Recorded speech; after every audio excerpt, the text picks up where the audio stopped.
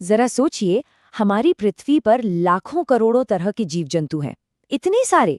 तो वैज्ञानिक इन्हें समझते कैसे हैं? इसके लिए एक बहुत ही शानदार सिस्टम है जिसे कहते हैं बायोलॉजिकल क्लासिफिकेशन या जैविक वर्गीकरण। और आज हम इसी कमाल की दुनिया में एक डुबकी लगाने वाले हैं। तो सबसे बड़ा सवाल यही है कि भाई शुरुआत करे तो करे कहाँ से। ये कुछ ऐसा है जैसे आप एक ऐसी लाइब्रेरी को संभालने की कोशिश कर रहे हो जिसमें लाखों किताबें हैं, और कमाल की बात ये कि हर रोज हजारों नई किताबें और आ रही हैं। है ना ये एक बहुत बड़ी चुनौती। और जब हम अपनी चारों तरफ देखते हैं ना, एक तरफ छोटे से छोटे बैक्टीरिया और दूसरी तरफ विशालकाय पेड़, तो ये एकदम साफ हो जाता है कि इन्हें समझने के लिए एक सिस्टम तो चाहिए ही चाहिए।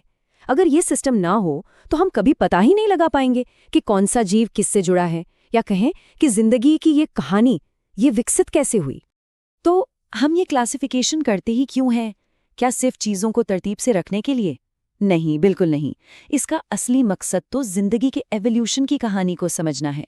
मतलब ये जानना कि कौन किसका रिश्तेदार है, कौन कहाँ से आया है।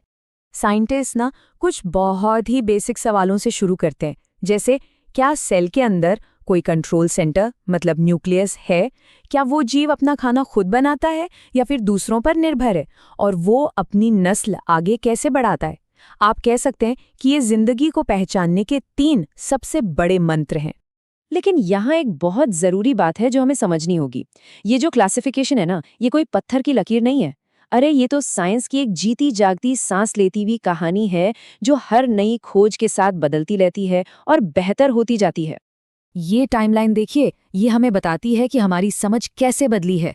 सोचिए, अरस्तु के ज़माने में मतलब 300 बीसी से भी पहले हम सिर्फ 2 ही चीज़ें जानते थे, पौधे और जानवर, बस।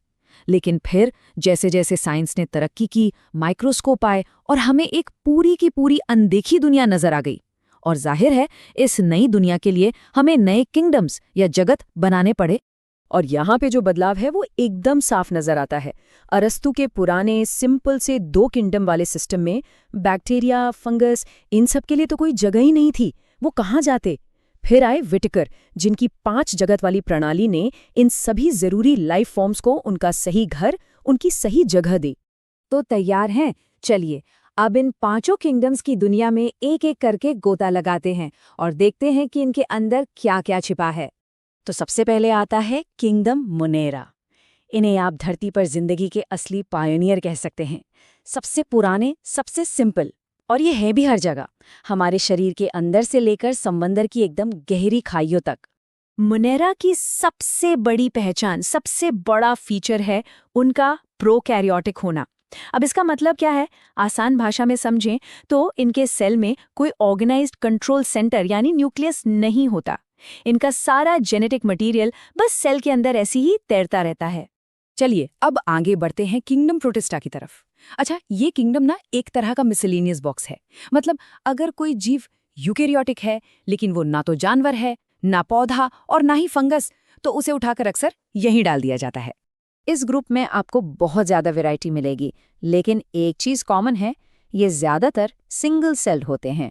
और हाँ, मोनेरा के बिल्कुल उलट इनके सेल के अंदर एक वेल ऑर्गेनाइज्ड न्यूक्लियस होता है। अब आते हैं एक ऐसे किंगडम पर जिससे हम सब वाकिफ हैं, किंगडम फंगी। जी हाँ, मशरूम्स से लेकर ब्रेड पर लगने वाली हरी हरी फफूंद तक सब इसी में आते हैं। और एक बात याद रखिएगा, ये ना तो पौधे हैं और ना ही जानवर, इनकी अपनी एक अलग ही अनोखी दुनिया है।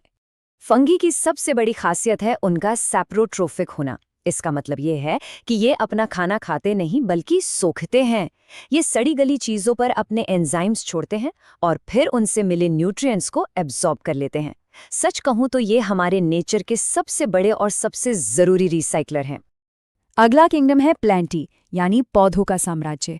पानी में तैरने वाली छोटी सी काई से लेकर आसमान छूते विशाल पेड़ों तक, ये वो जीव हैं जो हमारी धरती पर ज्यादातर जिंदगी का आधार हैं।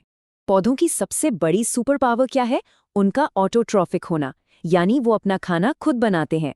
वो सूरज की रोशनी को क्लोरोफिल की मदद से एनर्जी में बदल देते हैं, और इसी कमाल की प्रोसेस को हम कहते हैं फोटोसिंथेसिस। और आखिर में आता है हमारा अपना किंगडम एनिमेलिया, छोटे से कीड़े से लेकर विशाल काय ब्लू व्हेल तक। और हाँ, हम इंसान भी सब इसी का हिस्सा है। यकीनन ये वो ग्रुप है जिसे हम सबसे अच्छी तरह पहचानते हैं। अब देखिए, पौधों के एकदम उलट जानवर अपना खाना खुद नहीं बना सकते। हम सब हेटेरोट्रॉफिक हैं। इसका सीधा सा मतलब है कि हमें एनर्जी के लिए दूसरे जीवों को खाना पड़ता है, चाहे वो पौधे हों या फिर दूसरे जानवर। तो ये जो टेबल है ये पूरी कहानी का एक क्विक रिकैप है। सेल का टाइप कैसा है, प्रोकैरियोटिक या यूकैरियोटिक, सेल वॉल है या नहीं, और खाना कैसे खाते हैं। बस ये 3 चीजें समझ लीजिए और आप इन 5 किंगडम्स के बीच का फर्क आसानी से समझ जाएंगे। लेकिन रुकिए, कहानी अभी खत्म नहीं हुई है। कुछ ऐसी चीजें भी हैं जो इन 5 बॉक्स में से किसी में भी ठीक से फिट ही नहीं होती। ये वो आउटलायर्स हैं जो हमें ये सोचने पर मजबूर कर देते हैं कि जिंदगी या जीवन का असल में मतलब क्या है। इसके 2 सबसे बड़े उदाहरण हैं वायरस और लाइकेन। आप इन्हें क्लासिफिकेशन की दुनिया का बाग ही कह सकते हैं, जो बने बनाए नियमों को मानने से ही इनकार कर देते हैं। अब जरा वायरस के बारे में सोचिए, क्या वो सच में जिंदा है? वेल, टेक्निकली नहीं, कम से कम तब तक नहीं जब तक वो किसी होस्ट सेल के अंदर ना घुस जाए। और लाइकेन, वो तो एक जीव है ही नहीं, वो तो फंगस और एल्गी का एक कमाल का कॉम्बिनेशन है, एक पार्टनरशिप है। इससे पता चलता है कि नेचर हमारे बनाए गए नियमों से कहीं ज्यादा कॉम्प्लेक्स और क्रिएटिव है। तो इन सब से हम क्या सीखते हैं? यही कि बायोलॉजिकल क्लासिफिकेशन कोई फाइनल चैप्टर नहीं है, बल्कि ये तो एक कभी न खत्म होने वाली खोज है। हम आज भी जिंदगी के इस विशाल पेड़, इस ट्री ऑफ लाइफ का नक्शा बना ही रहे हैं, और हर दिन हमें कुछ नया सीखने को मिलता है। और ये सफर हमें एक बहुत ही दिलचस्प सवाल के साथ छोड़ जाता है। जैसे जैसे हम नई जगहों पर, शायद गहरे समंदर में या फिर किसी दूसरे ग्रह पर नई तरह की जिंदगी खोजेंगे, तो क्या व्हिटेकर की ये 5 किंगडम वाली प्रणाली काफी होगी, या फिर हमें इस ट्री ऑफ लाइफ में एक छठी या शायद 7वीं ब्रांच भी जोड़नी पड़ेगी? खैर, इसका जवाब तो हमें आने वाला वक्त ही देगा।